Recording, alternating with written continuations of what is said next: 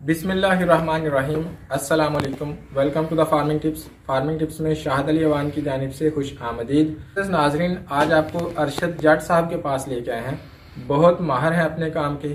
खास तौर पे इनके पास आने का मकसद ये था कि ये छोटे लेवल का डेयरी फार्म चला रहे हैं, जिसको कम इन्वेस्टमेंट में इन्होंने तैयार किया है और इनकी तैयारी और इनके चलाने का अंदाज बहुत ही यूनिक और अच्छा है। तो ये आपको बताएंगे कि छोटे लेवल का डेयरी फार्म कैसे स्टार्ट किया जा सकता है, उसकी मैनेजमेंट कैसी होती है, फार्म कैसा होना चाहिए, जानवर उसमें किस तरह के हों तो फिर आपको मुनाफा दे सकते हैं, उनके लिए चारे का साल भर कितना इंतजाम करना पड़ता है, इस थोड़ी इन्वेस्टमेंट से वो साल में या माहाना कितना मुनाफा कमा सकते हैं। ये सारी बातें हम अरशद जट साहब से सुनेंगे।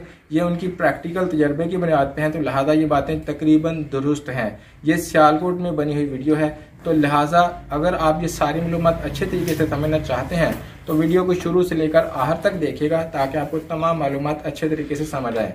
और अगर आपको वीडियो अच्छी लगे तो इसको लाइक, कमेंट और शेयर करना मत भूलिए। और अगर आप आइंदा भी ऐसी मजीद मालूमाती वीडियोस देखते रहना चाहते हैं तो यूट्यूब व्यूअर्स चैनल को सब्सक्राइब करके बेल आइकन दबाएं, जबकि फेसबुक व्यूअर्स हमारे पेज को लाइक करके फॉलो करें। तो चलें प्रॉपर इंटरव्यू स्टार्ट करते हैं। वालेकुम सलाम जी सर, की हाल है? अल्लाह का करदा। सब तो पहले अपना ते अपने इलाके का नाम दस दिओ। साडा इलाका सियालकोट है, तहसील जिला सियालकोट है, ते पिंड साडा सरराबाद है। ते जनाब दा की इसमें ग्रामी है? मेरा नाम मोहम्मद अरशद है। अरशद साहब, आप कितने अरसा से जानवरों का कारोबार कर रहे हैं? असी तकरीबन 15 साल। 15 साल का आपका तजर्बा कैसा रहा? बेहतरीन। तो कितने जानवर हैं आपके पास? मेरे पास है ने कोई 7-8 जानवर ने, 4 मझां ने, 2 गाइयां ने, एक वैड़ी है। ते 15 साल पहले भी तुसी इन्ने जानवरों का काम शुरू किया? नहीं, असां दो तीन जानवर हैं साढ़े को, 2-3 तो शुरू किया। तो इस टाइम अस जानवर चंगे रखे ने, दुध देने वाले जानवर ने सारे जिन्ने भी है। सारे जानवर दुध दिंदे ने? हाँ जी। केड़ी नस्ल के जानवर रखे जी? नस्ल साढ़े को एक मोनी है नस्ल गाइयां दी, उस तो बाद सिंधा ने झोटी, 5 कल्याण झोट मझ, दूसरी भी बल्ली एक मत्थे तो। अच्छा, यानी मझां दियां 2-3 नस्लां ने? 3-4 ने, 4 ही मझां, 4 ही ला नस्ल। ते सब तो चंगी नस्ल केड़ी है तुहाडे फार्म ते जेहड़ियां 4 ने? सिंधा। वो दुध ज्यादा दिंदी है? वो 18 तो 20 किलो करती है दो टाइम का। ते सूया किन्नी देर हो गई इन्हूं? वो इस टाइम तो हुण ते सूण वाली है, ते मेरा ख्याल आंदा को 15-20 दिनों तक सू पे। ते हुण ते कोई नहीं दुध होना थल्ले? नहीं, हुण कोई। ठीक है, यानी जो सजरी सूई होंदी उदों 18-20 किलो दुध करदी? बिल्कुल बिल्कुल। सर, अच्छी मिकदार है। ते तुसी किन्ने दी मझ खरीदी ही है? ये मझ 1,60,000 की लई सी, ते इस टाइम मेरा 2.5 लाख मुल।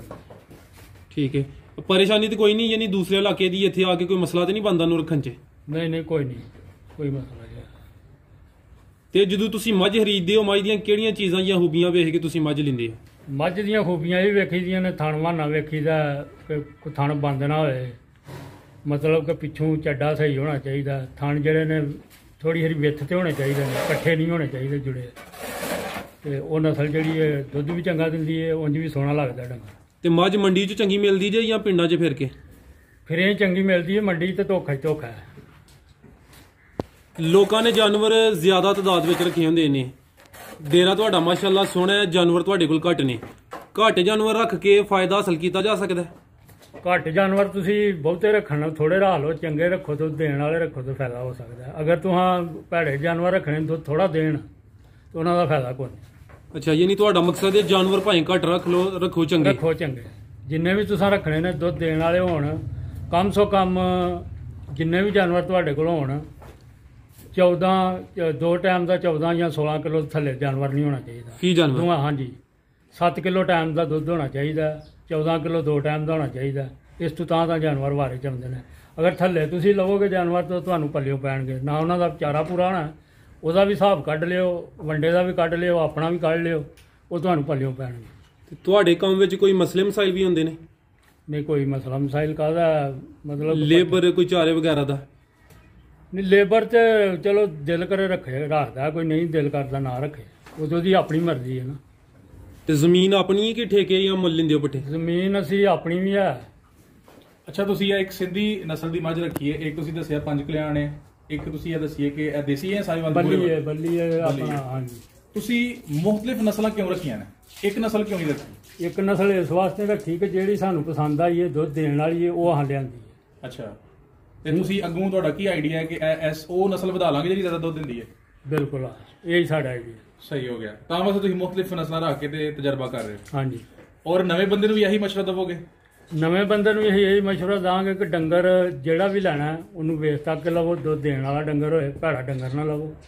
ਜਿਹੜਾ ਮਤਲਬ 4 ਕਿਲੋ ਟਾਈਮ ਦਾ ਕਰਦਾ ਉਹਦਾ ਲੈਣ ਦਾ ਫਾਇਦਾ ਕੋਈ ਨਹੀਂ, ਉਹ ਪੱਲਿਓਂ ਤੁਹਾਨੂੰ ਪਏਗਾ। ਤੁਸੀਂ ਕਿਹਾ ਵੇਖ ਤੱਕ ਲਵੋ, ਕੀ ਕਿਸ ਤਰ੍ਹਾਂ ਪਹਿਚਾਨ ਕੀਤੀ ਜਾਏ? ਪਹਿਚਾਨ ਜੀ ਧੋਖੇ ਤੋਂ ਕਿਸ ਤਰ੍ਹਾਂ ਬਚਿਆ ਜਾਏ? ਧੋਖੇ ਤੋਂ ਬਚਿਆ ਇਹ ਜਾਏਗਾ ਕਿ ਮੰਡੀ ਚੋਂ ਡੰਗਰ ਨਾ ਲਵੋ, ਫਿਰ ਤੁਰ ਕੇ ਡੰਗਰ ਲਵੋ, ਚੋ ਕੇ 2 ਟਾਈਮ ਡੰਗਰ ਲਵੋ, ਚੈੱਕ ਕਰਕੇ ਲਵੋ ਤੁਸੀਂ, ਫਿਰ ਧੋਖਾ ਨਹੀਂ ਹੋਏਗਾ। ਸਹੀ ਹੋ ਗਿਆ। ਜੇ ਤੁਸੀਂ 2 ਟਾਈਮ ਚੋ ਲੈਣਾ ਮਗਰ ਧੋਖਾ ਨਹੀਂ ਰਹਿੰਦਾ ਹੈ। ਸਹੀ ਹੈ। ਤੁਸੀਂ ਨਾਲ ਗਾਵਾਂ ਵੀ ਰੱਖੀਆਂ ਨੇ, ਮੱਝਾਂ ਵੀ ਰੱਖੀਆਂ ਨੇ ਜੀ। ਦੋਵਾਂ ਚ ਤੁਸੀਂ 100 ਚੋਂ ਕਿੰਨੇ ਨੰਬਰ ਦੇਵੋਗੇ ਮੱਝਾਂ ਨੂੰ ਔਰ ਗਾਵਾਂ ਨੂੰ? ਜਿਹੜੀਆਂ ਸਾਡੀਆਂ ਗਾਵਾਂ ਨੇ ਨਾ, ਗਾਂ ਸਾਡੀ 25 ਤੋਂ 30 ਕਿਲੋ ਦੁੱਧ ਕਰਦੀ ਦੋਵਾਂ ਟਾਈਮਾਂ ਦਾ, ਸਮਝਦੇ ਹੋ? ਉਹ ਇਨਸ਼ਾਅੱਲਾ ਅਸੀਂ ਉਹਨਾਂ ਨੂੰ ਹੀ ਨੰਬਰ ਦਾਂਗੇ ਕਿ 100/100 ਹੀ ਅੱਛੀਆਂ ਨੇ ਉਹ, ਜ਼ਿੰਦਾਬਾਦ। ਉਸ ਤੋਂ ਬਾਅਦ ਜਿਹੜੀਆਂ ਮੱਝਾਂ ਨੇ ਉਹ ਵੀ ਅਸੀਂ ਨੰਬਰ ਤੇ ਉਹਨਾਂ ਨੂੰ ਵੀ ਘੱਟ ਨਹੀਂ ਦੇ ਸਕਦੇ, ਕਿਉਂਕਿ ਜਾਨਵਰ ਚੰਗੇ ਰੱਖੇ। ਸਹੀ ਹੋ ਗਿਆ। ਹਾਂਜੀ। ਖਰਚ ਵੀ ਇਹਨਾਂ ਦਾ ਦੱਸਿਓ, ਸਾਰਿਆਂ ਜਾਨਵਰਾਂ ਦਾ ਡੇਲੀ ਦਾ ਖਰਚ। ਇਹਨਾਂ ਦਾ ਵੰਡਾ ਜਿਹੜਾ ਜੇ ਵੰਡਾ ਚੰਗਾ ਭਾਈ ਦਾ, ਮੈਂ ਕਮ ਸੋ ਕਮ ਸਾਡੇ ਕੋਲ ਅਗਰ 4 ਡੰਗਰ ਸੂਏ ਨਾ ਤੇ ਸਾਨੂੰ ਕੋਈ 1000-1200 ਦਾ ਵੰਡਾ ਅਸੀਂ ਪਾਉਂਦੇ ਹਾਂ। ਵੰਡਾ ਸਰ ਕਿਹੜਾ ਪਾਉਂਦੇ ਹੋ? ਆਪ ਹੀ ਤਿਆਰ ਕੀਤਾ ਜਾਂ ਕਿਸੇ ਕੰਪਨੀ ਦਾ? ਅਸੀਂ ਕੰਪਨੀ KP ਕੰਪਨੀ ਦਾ ਵੰਡਾ ਪਾਉਂਦੇ ਹਾਂ, ਫਿਰ ਉਸ ਤੋਂ ਬਾਅਦ ਆਪੀ ਵੀ ਦਲਾਈ ਦਾ ਉਹ ਵੀ ਪਾਈ ਦਾ। ਨਹੀਂ, ਯਾਨੀ ਤੁਸੀਂ ਕੰਪਨੀ ਦਾ ਵੀ ਇਸਤੇਮਾਲ ਕਰਦੇ ਹੋ ਤੇ ਆਪ ਹੀ ਜਿਹੜਾ ਤਿਆਰ ਕੀਤਾ ਉਹ ਵੀ? ਇਹਦਾ ਕੀ ਫਾਇਦਾ ਹੈ? ਇਹਦਾ ਫਾਇਦਾ ਕਣਕ ਇਹਨੂੰ ਦਲਾ ਲਓ ਤੁਸੀਂ, ਮਕਈ ਦਲਾ ਲਓ। ਨਹੀਂ, ਤੁਸੀਂ ਅਗਰ ਜੇ ਖੁਦ ਤਿਆਰ ਕੀਤਾ ਤੁਸੀਂ ਕਲਾਉਣੀ ਜਾਂ ਇਸਤੇਮਾਲ ਕਰੋ ਉਹ ਬਿਹਤਰ ਹੈ ਜਾਂ ਕੰਪਨੀ ਦਾ, ਕਿ ਦੋਨੋਂ ਨੂੰ ਇਸਤੇਮਾਲ ਕਰਨਾ ਬਿਹਤਰ ਹੈ? ਦੋਵਾਂ ਨੂੰ ਇਸਤੇਮਾਲ ਕਰਨਾ ਬਿਹਤਰ ਹੈ। ਮਕਈ ਬਾਦੀ ਹੁੰਦੀ ਉਹ KP ਵਾਲਾ ਜਿਹੜਾ ਵੰਡਾ ਹੈ ਨਾ, ਅੱਛਾ, ਉਹ ਬਾਦੀ ਨੂੰ ਵੀ ਖਤਮ ਕਰ ਦਿੰਦਾ, ਨਾਲ ਦੁੱਧ ਵੀ ਵਧਾਉਂਦਾ। ਤੇ ਜਿਹੜਾ ਤੁਸੀਂ ਖੁਦ ਤਿਆਰ ਕੀਤਾ ਉਹਦਾ ਕੀ ਫਾਇਦਾ ਹੋ ਜਾਂਦਾ? ਉਹਦਾ ਫਾਇਦਾ ਕਿ ਤੁਹਾਡੇ ਡੰਗਰ ਦੁੱਧ ਵੱਧਦੇ ਨੇ। ਕਣਕ ਮਕਈ ਹੈ ਉਹ ਤੁਸੀਂ ਪਾਓ ਦਲਾ ਕੇ ਡੰਗਰ ਵਧਣ। ਇੱਕ ਜਾਨਵਰ ਨੂੰ ਰੋਜ਼ਾਨਾ ਦਾ ਕਿੰਨਾ ਵੰਡਾ ਖਿਲਾਉਂਦੇ ਹੋ? ਅਸੀਂ ਤਕਰੀਬਨ 4 ਤੋਂ 5 ਕਿਲੋ ਵੰਡਾ ਪਾਈਦਾ, 5 ਕਿਲੋ ਇੱਕ ਜਾਨਵਰ। ਇਸ ਤੋਂ ਇਲਾਵਾ ਜਿਹੜਾ ਸਬਜ਼ ਚਾਰਾ, ਤੂੜੀ ਵਗੈਰਾ, ਉਹਦੀ ਕੀ ਰੂਟੀਨ ਰੱਖੀ ਜੀ? ਜਿਹੜਾ ਚਾਰਾ ਸਾਡੇ ਕੋਲ ਇਸ ਟਾਈਮ ਤੂੜੀ ਜਿਹੜੀ ਹੈ ਤਕਰੀਬਨ ਇੱਕ ਡੰਗਰ ਵਾਸਤੇ ਨਾ ਦੋਵਾਂ ਟਾਈਮਾਂ ਦੀ ਤਕਰੀਬਨ ਕੋਈ 20-25 ਕਿਲੋ ਜਿਹੜੀ ਤੂੜੀ ਉਹ ਲੱਗਦੀ ਹੈ। ਤੇ ਸਬਜ਼ ਚਾਰਾ ਨਹੀਂ ਪਾਉਂਦੇ ਪਏ? ਸਬਜ਼ ਵੀ ਪਾਉਂਦੇ ਆ ਪਏ, ਉਹ ਵੀ ਹੈ ਸਾਡੇ ਕੋਲ। ਉਹ ਕਿੰਨਾ ਖਾਈ ਜਾਂਦੇ ਨੇ? ਉਹ ਤਕਰੀਬਨ ਕੋਈ 2 ਮਣ ਡੰਗਰ ਜਿਹੜਾ ਨਾ ਖਾਈ ਜਾਂਦਾ ਸਬਜ਼। ਜਿਹੜਾ ਚਰੀ ਦਾ ਪੱਠਾ ਜਿਹੜਾ ਨਾ ਥੋੜਾ ਸਖਤ ਹੁੰਦਾ ਤੇ ਅੱਛਾ ਹੁੰਦਾ, ਉਹ ਵੀ ਖਾਈ ਜਾਂਦਾ। ਤੇ ਜ਼ਮੀਨ ਆਪਣੀ ਜੇ ਕਿ ਠੇਕੇ ਤੇ ਜੇ? ਜ਼ਮੀਨ ਕੋਈ ਠੇਕੇ ਤੇ, ਕੋਈ ਥੋੜੀ ਜਿਹੀ ਆਪਣੀ ਵੀ ਹੈ। ਠੇਕੇ ਤੇ ਲੈ ਕੇ ਆ ਕੰਮ ਚਲਾਉਣਾ ਆਸਾਨ ਹੈ ਕਿ ਮੁਸ਼ਕਲ ਹੈ? ਨਹੀਂ, ਕੰਮ ਤਾਂ ਆਸਾਨ ਹੀ ਜੇ ਕੋਈ ਕਰੇ ਤੇ, ਜੇ ਨਾ ਕੋਈ ਕਰੇ ਤਾਂ ਉਹਦੇ ਵਾਸਤੇ ਆਪਣੀ ਵੀ ਜ਼ਮੀਨ ਹੋਏ ਤਾਂ ਵੀ ਮੁਸ਼ਕਲ ਹੈ। ਠੀਕ ਹੈ। ਤੇ ਰੋਜ਼ਾਨਾ ਦਾ ਇੱਕ ਜਾਨਵਰ ਤੇ ਕਿੰਨਾ ਖਰਚਾ ਆ ਜਾਂਦਾ? ਇੱਕ ਜਾਨਵਰ ਜਿਹੜਾ ਜਿਹਦੇ ਤੇ ਕਮ ਸੋ ਕਮ 700-800 ਰੁਪਈਆ ਖਰਚਾ ਹੁੰਦਾ। ਤੇ ਅਗਰ 700-800 ਤੁਸੀਂ ਲਾ ਕੇ ਤੇ ਜੇ ਤੁਹਾਨੂੰ 1000 ਵਿੱਚੋਂ ਬਚਾ ਜੇ ਡੰਗਰ ਤੇ ਫਿਰ ਠੀਕ ਹੈ। ਇਹ ਸਰ ਤੁਸੀਂ ਜਿਹੜਾ ਦੱਸਿਆ ਕਿ 700-800 ਖਰਚਾ ਆ ਜਾਂਦਾ, ਉਹਦੇ ਵਿੱਚ ਕਿਹੜੇ ਕਿਹੜੇ ਅਖਰਾਜਾਤ ਤੁਸੀਂ ਸ਼ਾਮਲ ਕੀਤੇ ਨੇ? ਕਿੰਜ 700-800 ਬਣਦਾ? ਇਹਦੇ ਵਿੱਚ ਵੰਡਾ ਵੀ ਹੈ, ਪੱਠੇ ਵੀ ਨੇ, ਆਪਣੀ ਮਿਹਨਤ ਵੀ ਹੈ। ਅੱਛਾ, ਯਾਨੀ ਆਪਣੀ ਮਜ਼ਦੂਰੀ ਵਿੱਚ ਸ਼ਾਮਲ ਕੀਤੀ। ਜਿਹੜਾ ਜਾਨਵਰ 700-800 ਖਰਚਾ ਕਰਾਉਂਦਾ ਤੁਹਾਨੂੰ ਕੀ ਦੇਈ ਜਾਂਦਾ?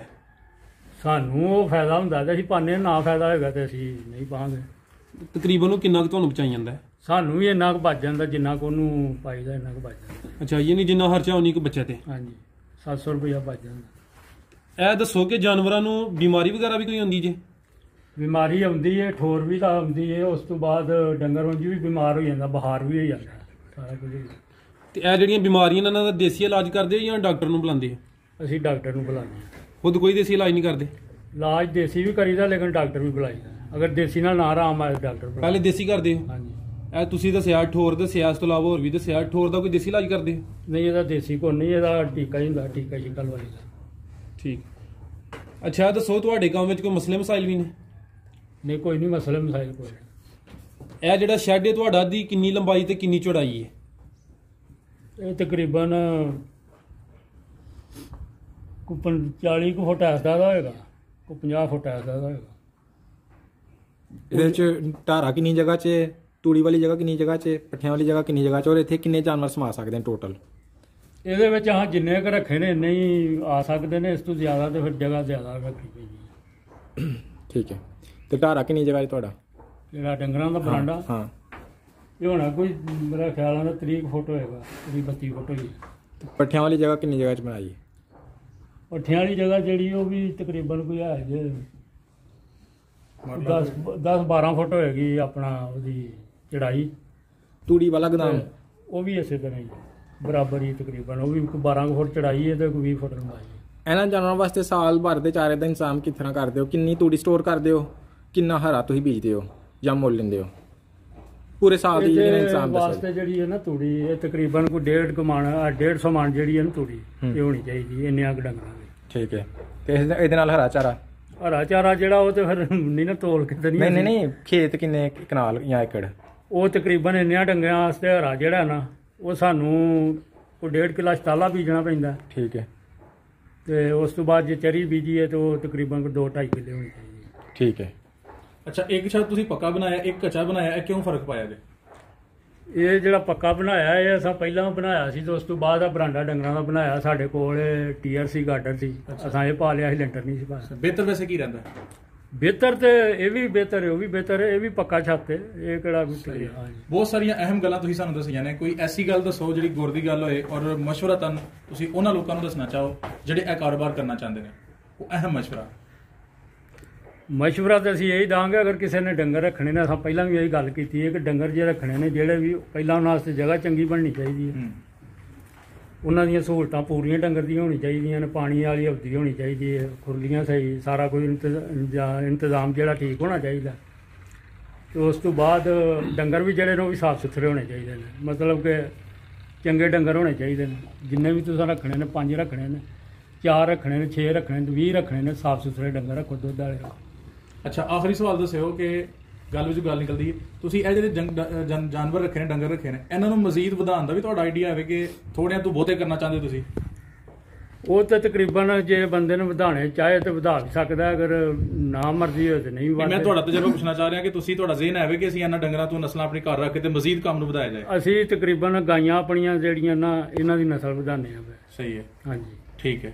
ਬਹੁਤ ਸ਼ੁਕਰੀਆ ਜੀ, ਤੁਸੀਂ ਬੜੀ ਅਹਿਮ ਮਾਲੂਮਾਤ ਦਿੱਤੀ ਹੈ। ਜਜ਼ਾਕ ਅੱਲਾ ਜੀ। अस्सलाम वालेकुम। ਵਾਹਿਗੁਰੂ।